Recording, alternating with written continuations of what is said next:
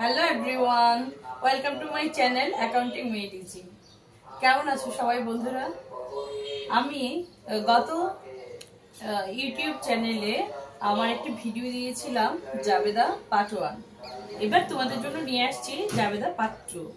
বন্ধুরা, এবার দেখবো আমরা গত পাঠে আমি দেখিয়েছিলাম যে কিভাবে জাবেদাটাকে আমরা বেসিক লেভেলটা জানতে পারি বা জাবেদা কিভাবে প্রস্তুত করতে পারি। এবার আমরা দেখবো একটা জাবেদাকে কিভাবে পূর্ণাঙ্গ রূপ দিয়ে আমরা প্রেজেন্ট করতে পারি। চলো বন্ধুরা, এখন আমরা দেখে নেই। দেখো, এই যে এখানে মাহি ট্রেডার্স মার্চ মাস 2022, এখানে এটা হচ্ছে আমার একটা অঙ্ক। ধরো তোমরা এরকম একটা লেনদেনের অঙ্ক পাবা যেটা থেকে বলা হবে একটি সাধারণ জাবেদা প্রস্তুত করো। তাহলে আমরা কিভাবে করব? তো প্রথমে আমরা এরকম একটা ফরম্যাট তৈরি করব। আমরা গত ভিডিওতে দেখিয়েছিলাম যে একটা জাবেদার ঘর 5টি কলাম দ্বারা লিপিবদ্ধ করা হয়। তো 5টা কলামের ভিতরে প্রথমে থাকবে তারিখ, তারপরে বিবরণ, খতিয়ান পৃষ্ঠা, ডেবিট টাকা, ক্রেডিট টাকা। এখানে আমরা যেটা করব, প্রথমে আমরা এই যে লেনদেনটা বা এই যে প্রশ্নটা, এই প্রশ্নটার যে প্রতিষ্ঠানটার যে নাম, সেই নামটা হচ্ছে মাহি ট্রেডার্স আর মার্চ মাস 2022। এখানে আমরা এটাকে সুন্দর করে আগে প্রেজেন্ট করব, মাহি ট্রেডার্স জাবেদা বহি মার্চ 2022-এর জন্য। আশা করি বন্ধুরা তোমরা এটা বুঝতে পেরেছো।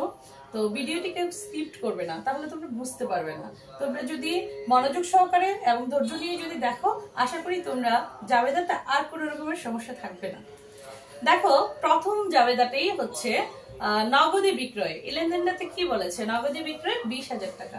তা আমি যদি নগদে বিক্রি করি, নগদ কথাটা যখন আসবে তখন মনে করব যে বিক্রি করলে আমার কি নগদ টাকা বেড়ে যাবে। যে কোনো জিনিসে যখন আমি বিক্রি করব তখন আমার কাছে টাকা বেড়ে যাবে। টাকা আসা মানেই কি নগদ। তাহলে নগদের হিসাব ডেবিট, বিক্রয় হিসাব ক্রেডিট। আমরা গত ভিডিওতে বলেছিলাম বিক্রয় অলওয়েজ ক্রেডিট। তাহলে এখন আমরা পেয়ে গেলাম বিক্রয় ক্রেডিট।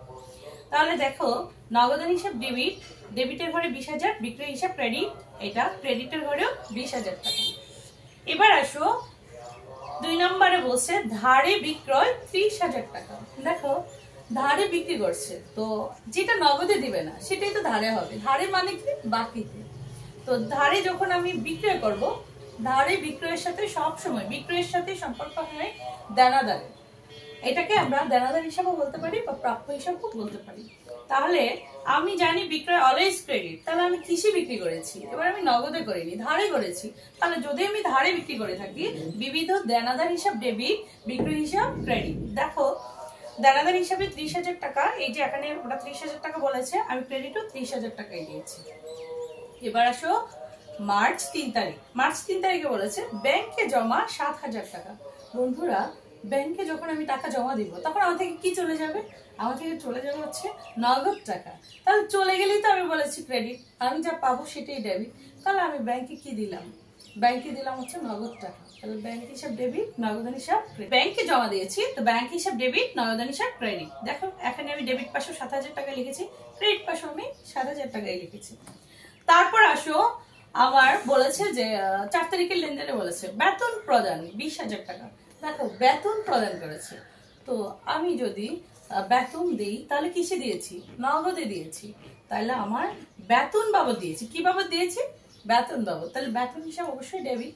আর আমি যেহেতু বেতনটা নগদ টাকা দিয়ে দিয়েছি, তাহলে আমার নগদ টাকা কমে যাবে, এই জন্য আমার নগদের হিসাব ক্রেডিট। দেখো, এখানে আমি লিখেছি মার্চের 4, বেতন হিসাব ডেবিট, নগদান হিসাব ক্রেডিট। দেখো, ডেবিট দিকে আমার 20,000 টাকা এখান থেকে আমি নিয়েছি, ক্রেডিট পাশে আমার সিম টাকাই হবে 20,000 টাকা। এবার আসো মার্চের 5। তো মার্চের 5 তারিখে বলেছে আসবাবপত্র ক্রয় 70,000 টাকা। দেখো, আসবাবপত্র ক্রয়, আসবাবপত্র একটা যে আসবাবপত্রটাকে আমি শুধু ক্রয় লিখতে পারবো না। এখানে বলেছে আসবাবপত্র ক্রয়, আমরা জানি ক্রয় হিসাব ডেবিট, বাট এই ক্ষেত্রে আসবাবপত্র জিনিসটা অনেক দীর্ঘ সময়ের জন্য আমি ব্যবহার করব। আর এটা এই জন্যই এটা নামিক হিসাব হয়ে যাবে। তো নামিক হিসাবে যখন আসবে তখন আমরা লিখবো আসবাবপত্র হিসাব ডেবিট, নগদান হিসাব ক্রেডিট। আসবাবপত্র কিনতে গেলে আমি কি দিচ্ছি? নগদ টাকা দিচ্ছি। আর আমি কি পেয়েছি? আসবাবপত্র। তো আমরা বলেছিলাম যেটা পাবো সেটাই ডেবিট। তাহলে আমার কি হলো বন্ধুরা? আসবাবপত্র হিসাব ডেবিট, নগদান হিসাব ক্রেডিট। তারপরে নেক্সট লেনদেনে দেখো, আরাফের নিকট হতে ক্রয় 12,000 টাকা। এবার আসো, আরাফের নিকট হতে ক্রয়। বন্ধুরা, যখন কোনো ব্যক্তির নাম আসবে, আমি তো জানি ক্রয় ডেবিট, কিন্তু এই ক্ষেত্রে যদি কোনো ব্যক্তির নাম, এই যে এইটা হচ্ছে একটা ব্যক্তি, তো এই ব্যক্তিটার নাম কখন আসবে? যখন আমি ধারে ক্রয় করব, মানে বাকিতে যখন আমি ক্রয় করব তখনই একজন ব্যক্তির নাম আসবে। তো এখানে যদি আমার ধারে বা নগদে লেখা নাও থাকে, কোনো ব্যক্তির নাম দেখলেই আমরা বুঝবো কি এটা ধারে ক্রয় বা বিক্রয়। তাহলে এই ক্ষেত্রে কি হলো, কে পেলো?